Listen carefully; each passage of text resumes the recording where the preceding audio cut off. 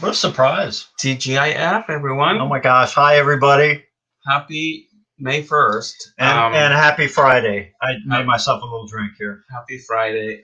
We are here in another yet equally special edition of the Music Connection. This is a performer that we've gotten to know and love in the last few years. And we're very, very excited to bring one of our very favorite people in the whole wide world, Miss Annie Coffman. Welcome, Annie. How Hi, are honey. you, dear? How are you? Good. We're so happy to see you. Oh my gosh. great to This is see the you. Carol Burnett thing, right? Where she wiggled to her Yeah. family member. Hi, hon.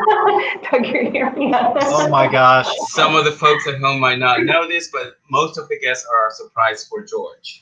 Oh my goodness. And And I'm so surprised, and I just love this woman so much. Oh, I love you too. Thank you. But we were trying to remember, how did we connect the first history. time? What is our history? So the very first time, as we were alluding in a previous conversation, it's Patty Woolsey. That's how we met. This So- is the Great connection. Connect everyone.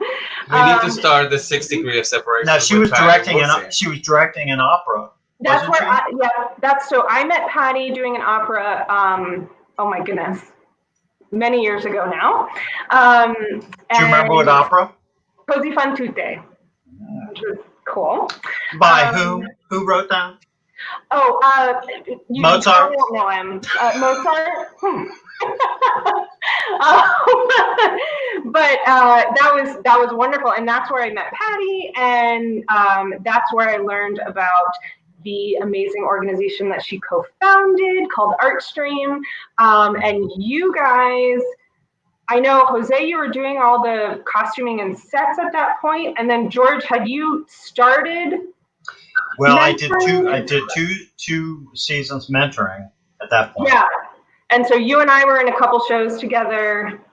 We were. Those were fun. Actually, those were wonderful. I love those. I'm not being facetious. So it's been a number of years now. Well, and you did some demo recordings for our show Poet Warriors, for the next iteration of Poet Warriors. Yeah. Which, stay tuned on that. And we have another connection.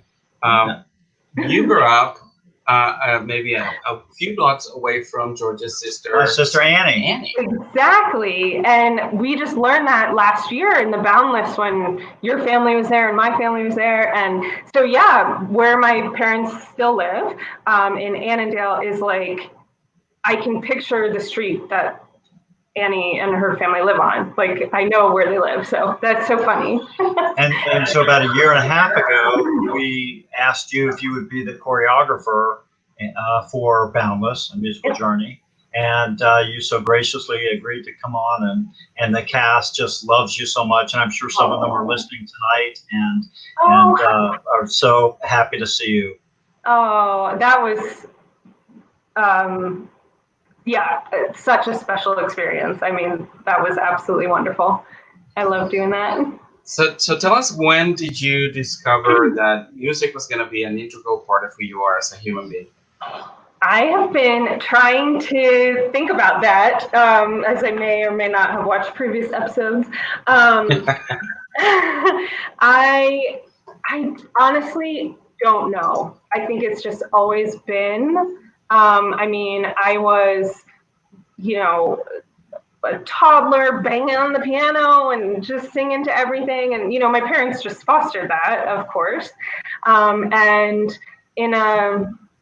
I guess I came to like music and theater and opera a little roundabout way, but started in a previous life as a dancer and wanted to do that, and I took piano lessons and I played the flute, and so it was just always there.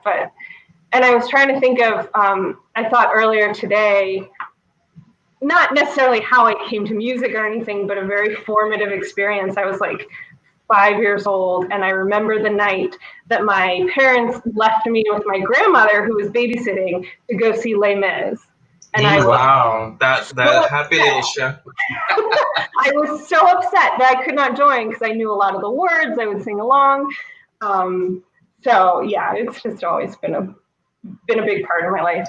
So. And then I know that you, when you went off to college, went to a very quite a distinguished music program. For undergrad, yeah. So actually, I started undergrad as a dance major, and then I switched over to music. I was minoring in it anyway, and I stayed. I went to Towson University, which has a really excellent, actually, dance and music program. And I stayed with a teacher that I had grown to love, who also was teaching at Peabody. We have a bunch of friends who went to Peabody. And so she was teaching at both places. She's now full-time at Peabody. But she was wonderful, and I stayed with her, and that was that was great. And then, yeah, and then for grad school, I went away to a conservatory in Ohio, which was also lovely. And then I moved back here a million years ago, I think. So, and you traded the theater boards for the boardroom, so to speak. Oh, yes. Well, now I just run everything, yeah. An entrepreneur artist. Yeah. That's right. And did you share your musical talents with your brother, or were you just the one that got it as a young man? My brother has very many talents. I think he would say that music is yours. He wouldn't be mad at me. You get that. He played the piano. He took piano lessons. Didn't love it. Spent much more time on the baseball field. And he also played the trombone. He'll probably kill me for saying that. Oh, he's our next guest. That's right. Christopher. Yeah, I know, right? But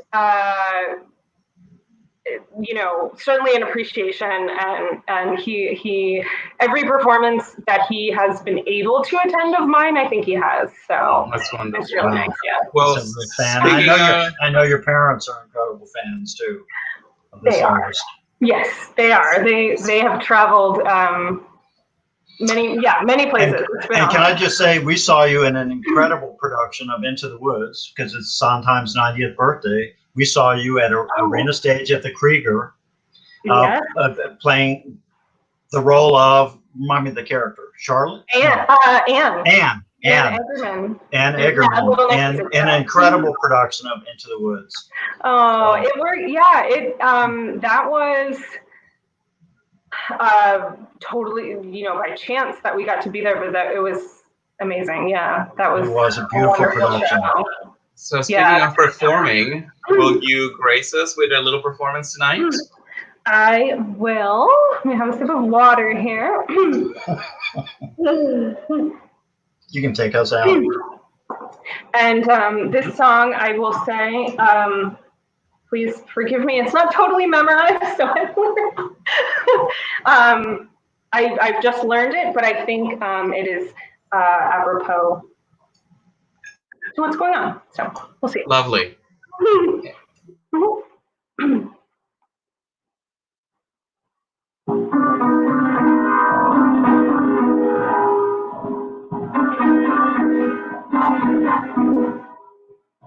Let me see the world with clouds. Take me to the world, out where I can push through crowds. Take me to the world, a world that smiles with streets instead of aisles, where I can walk for miles with you. Take me to the world that's real. Show me how it's done. Teach me how to laugh, to feel me to the sun. Just hold my hand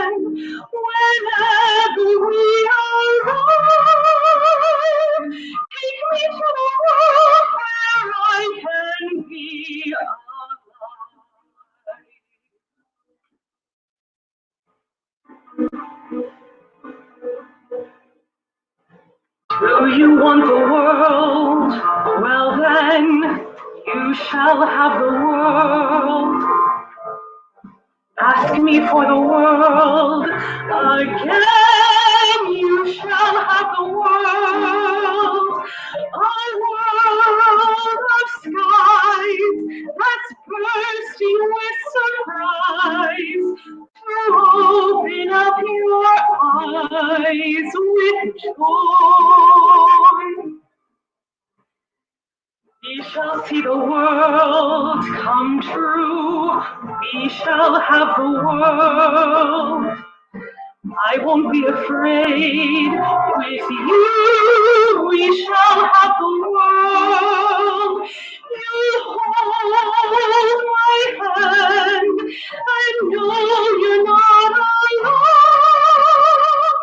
You shall have the world to keep.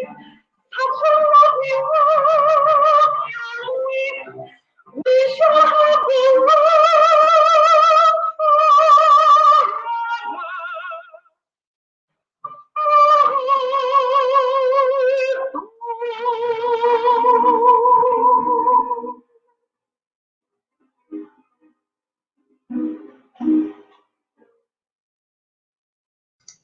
Oh my! Wonderful. Oh my gosh! It's true. We shall have the world. Oh, I love that song from a very obscure Sondheim show, but the song is so gorgeous. Yeah, I liked it. I had been, like you said, watching all of the Sondheim stuff and the online tributes and everything, and someone had done the song at one of them a couple weeks ago, or I don't remember, and I was like, oh, I could do that. Oh, yes, you can. I can do that. I can do this. I can do that. Chorus line. Exactly. Oh my goodness! What a gift you have. Oh, thank you. Yeah. So so how do we keep thinking that we can have the world during this time? I don't know. I don't know. I think that I know that we will get on the other side of this. But what I've been thinking about a lot is sort of using music as like a catharsis just to get through in the meantime. I think it's probably frowned upon to sit in front of the TV and cry all day at everything that's going on, as much as I might want to. But it's a nice feeling when you're holding it together, and then you hear that one song and it allows you to cry a little and just like to let go a little. And conversely, if you're having a total bad day, you hear the song that makes you dance around in the kitchen and a little bit better. So. That's right. Oh my goodness. Well, I only wish I had your sunny disposition and your willingness to be optimistic, and I will definitely try to do that because it's what we need right now. And I have missed you, and I have missed your voice. It's so lovely to hear being with you. Sing. I miss you guys. Yeah. And we shall be together again at some point. Yes. But in the meantime, keep singing. And the duo is not off the table yet. And you know what I'm talking about, right? I do. Okay. So stay tuned, viewers. And so viewers out there, or if you know what I'm talking about, put some pressure to make the duo happen. Okay. We love you, honey. Thank you so much for doing this for us. Hang on for a second while we say goodbye to the folks. Okay. And we will put some links to some of your previous performances. Are they online somewhere? I know they are. Look, I don't know. There must be some Artstream clips out there. Probably. But we'll find them. But thank you so much, dear, for doing this for us. Thank you for the invitation. It was our pleasure. And hang in there for a second. And folks, thank you so much for tuning in. We have another beautiful guest coming on Monday. So we'll send you the links to that. But I want to send a thank you to my good friend Jessica for making these lavender margaritas happen in my life. I did not know I was missing them until tonight. Now I'm going to toast my lovely partner. Thank you all. All right. Have a good night, everyone. We'll see you soon.